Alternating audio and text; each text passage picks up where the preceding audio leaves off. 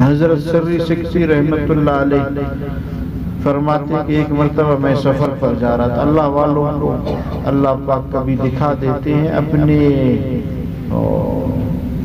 مناظر. راستے میں تھک گیا اور ایک درخت کے سائے میں حضرت آرام کرنے کے لیے لیٹے. فرمایا جب میری آنکھ کھلی تو میں نے درخت سے آواز آتے سنی. درخت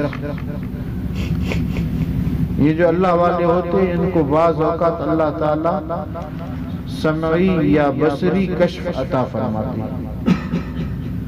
وہ عجیب سی آوازیں سنتے ہیں جو میں اور آپ نہیں سن سکتے.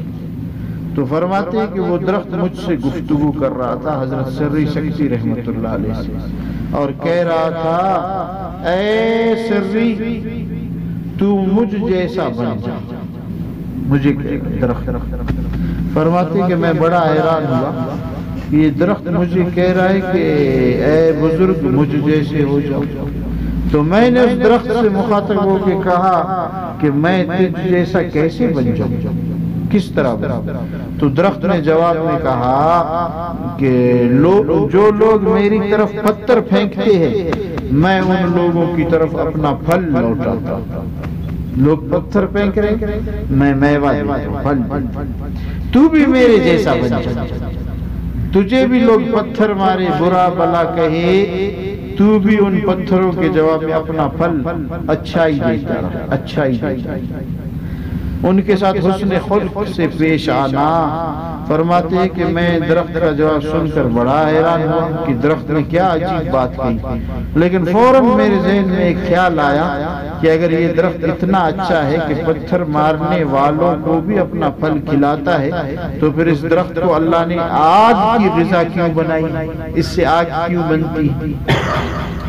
فرماتے ہیں کہ جب میرے ذہن میں یہ خیال آیا تو میں نے درخت سے یہ سوال پوچھا, اے درخت پھر یہ بتا کہ اللہ تو اتنا اچھا ہے کہ لوگ پتھر مارتے اور تو میوہ دیتا ہے, تو اللہ نے تجھے آگ کی غذا کیوں بنا دی. یعنی اگر تم اتنے ہی اچھے تھے تو تم آگ کی غذا کیوں بن گئے. کہتے ہیں کہ اس سوال کے جواب میں درخت نے کہا اے سری میرے اندر خوبی بھی بڑی اچھی ہے کہ لوگ مجھے پتھر مارتے ہیں اور میں انہیں پھل دیتا ہوں, لیکن میرے اندر ایک خامی بھی بہت بری ہے جس نے میری تمام خوبیوں پر پانی پھیر دیا. پوچھا وہ کون سی خامی ہے. درخت کہنے لگا جدھر کی ہوا چلتی ہے میں اس طرف جھکتا ہوں. یہ بڑی خامی. آج میں دیندار لوگوں کے پاس بیٹھتا ہوں پھر دیندار, بے دین کے پاس بیٹھتا ہوں جو دین سے غافل ہے بس اس طرف ہو جاتا ہوں. لباس بھی, کھانا پینا, اٹھنا بیٹھنا, ہر چیز کا یہ میرے اندر ایک بہت خراب خامی بڑی کہ جدھر کی ہوا چلتی ہے ادھر کو ڈول جاتا ہوں. سری میرے اندر استقامت نہیں, یہ بہت بڑی خراب ہے. اور یہ بات میرے اللہ کو اتنی ناپسند ہے کہ میری خوبیوں کے باوجود اللہ نے مجھے آگ کی غذا بنا دی.